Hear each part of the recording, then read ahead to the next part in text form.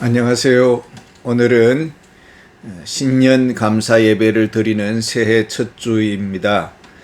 그래서 시편 1편 말씀을 가지고 복 있는 자라는 제목으로 은혜를 나누고자 합니다.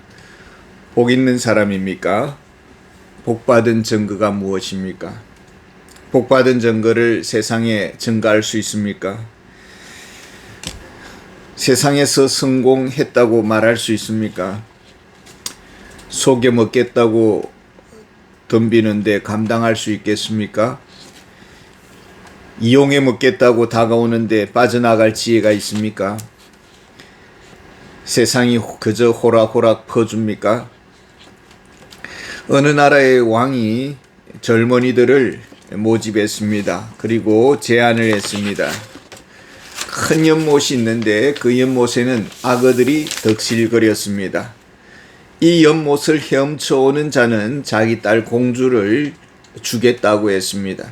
이때 한 청년이 수많은 악어의 등을 밟고 성큼성큼 뛰어서 순식간에 그 연못을 지났습니다. 그리고 왕이 너무나 깜짝 놀라는 가운데 칭찬을 합니다. 정말 대단하다. 어떻게 그렇게 용감하게 건널 수 있었느냐라고 물으니까 이 청년이 뒤를 돌아보면서 많은 구경하는 청년들을 향해서 누가 내 등을 떠밀었느냐 그렇게 묻더랍니다. 우리가 사람들에게 소위 성공한 분들에게 묻습니다. 어떻게 성공한 인생을 살았느냐라고 물으면은 대체로 우리 그리스도인들의 대답은 다 하나님의 은혜였다고 하나님이 하셨다고 그렇게 말씀을 합니다. 오늘 본문은 복 있는 자의 특징을 보여주고 있습니다. 첫 번째로 하나님을 두려워하는 자입니다. 길이 아닌 줄 압니다. 그런데도 억지로 합리화시키면서 욕망을 따라 가다가 심리도 못 가서 벌을 받게 됩니다. 죄 무서운 줄 알고 하나님 무서운 줄 알아야 합니다. 하나님은 그냥 덮고 넘어가지는 않습니다. 또한 복 있는 자의 특징은 성령의 음성에 귀를 기울입니다. 성령께서 작은 음성으로 우리에게 인도하십니다. 이럴 때에 우리의 죄의 욕망과 갈등하게 되고 무엇이 옳은지 혼란스럽습니다. 길이 아니면 가지 말라고 말씀하십니다. 근데 너무 둔감합니다. 아브람은 아내 사라를 아비멜렉 왕에게 빼앗겼습니다.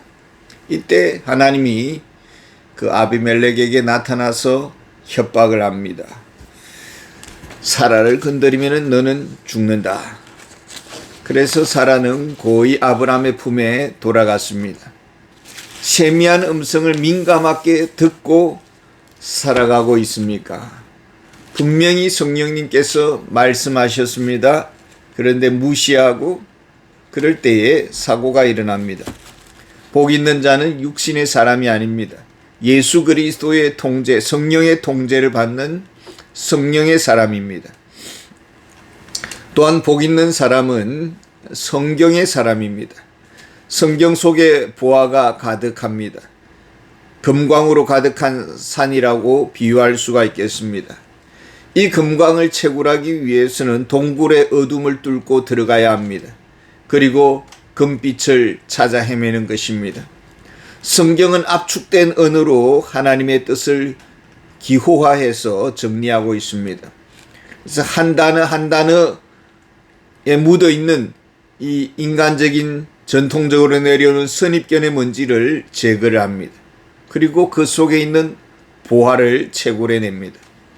단어마다 형형색색 다양한 빛을 발휘합니다. 어떤 빛은 너무나 강력한 책망의 음성으로 다가옵니다. 그래서 회개하지 않고는 견딜 수 없게 만듭니다. 어떤 빛은 상처의 원인을 덜추어냅니다. 그래서 내면의 깊은 암덩어리를 수술해냅니다. 어떤 빛은 얽혀있는 실타래를 풀어줍니다. 그래서 꼬여진 문제가 해결이 되는 것입니다. 그래서 우리는 성경의 안내자인 성령님의 도우심을 구해야 합니다. 시편 119편 27절에 나에게 주의 법도들의 길을 깨닫게 하여 주소서. 그리하시면 내가 주의 기이한 일들을 작은 소리로 읊조리이다. 성령님은 우리를 진리의 세계로 인도하십니다. 요한복음 14장 26절에 보면 보혜사 곧 아버지께서 내 이름으로 보내실 성령, 그가 너희에게 모든 것을 가르치고 내가 너희에게 말한 모든 것을 생각나게 하리라.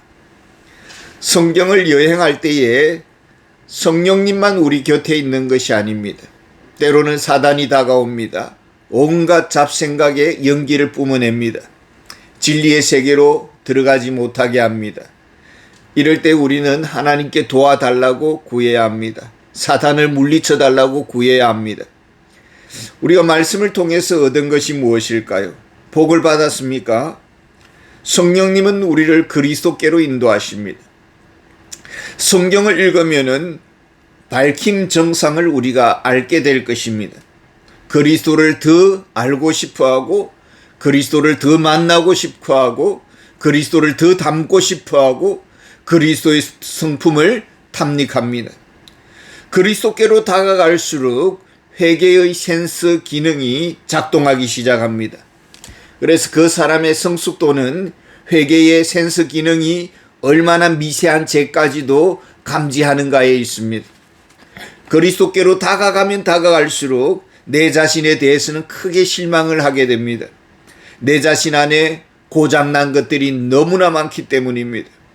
그래서 구제불능한 나 자신을 보게 되고, 정말 그리스도 외에는 나를 이 사망의 사슬에서 벗어나게 할 수 있는 분은 없는 것입니다.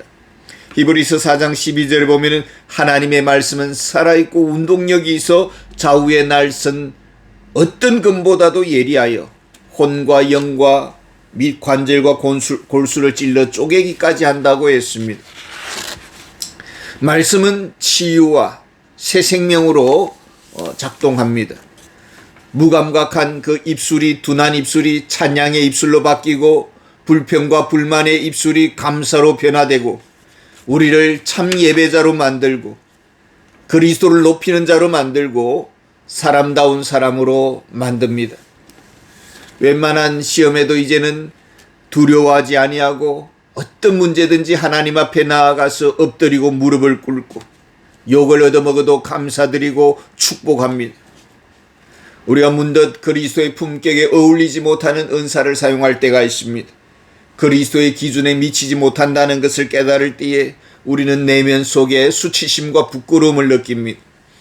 요한복음 15장 5절에 보면은 나는 포도나무요 너희는 가지라 그가 내 안에 내가 그 안에 거하면 사람이 열매를 많이 맺나니 나를 떠나서는 너희가 아무것도 할 수 없음이라. 그리스도의 향취가 풍기고 있습니까? 그리스도의 향기로 인해서 꿀벌들이 우리에게 다가오고 있습니까? 아니면은 죄의 악취를 인해서 똥파리들이 주변을 맴돕니까? 과연 그리스도의 향취가 나타나고 있습니까? 그리스도의 품격으로 우리는 변화되고 있는 것입니까? 유혹을 믿기에 우리가 안 되는 줄 알면서 끌려가고 결국 사단이 주는 그 뜯고 물을 먹고는 우리는 사단의 성품으로 되어가는 것입니다. 궁극적으로는 멸망의 미끄럼틀에 선 인생이 될 것이고 한순간에 미끄러져서 우리의 인생이 바람과 함께 사라지는 그런 사울 왕과 같은 존재가 되는 것입니다. 성공과 실패의 기준이 무엇입니까? 세상의 기준에 미치지 못해 절망하고 있습니까? 세상의 그 크다란 큼 앞에 우리는 너무나 초라해야 합니까? 그렇다면 그는 그리스도인이 아닙니다. 교회 다닐 수도 있고 직분도 받을 수가 있지만은 참 그리스도인은 아닙니다. 진정 복받은 자는 누구일까요? 하나님의 인정을 받는 자입니다. 내가 하나님께 인정받았다는 것을 어떻게 알 수 있을까요? 하나님을 두려워하고 있습니까? 성령의 세미한 음성에 귀를 기울입니까? 말씀 안에서 하나님과 교제합니까? 기도를 즐기고 있습니까? 우리는 복 있는 자입니다. 하나님과 교제하는 즐거움이 우리에게 늘 있기를 원합니다. 감사합니다.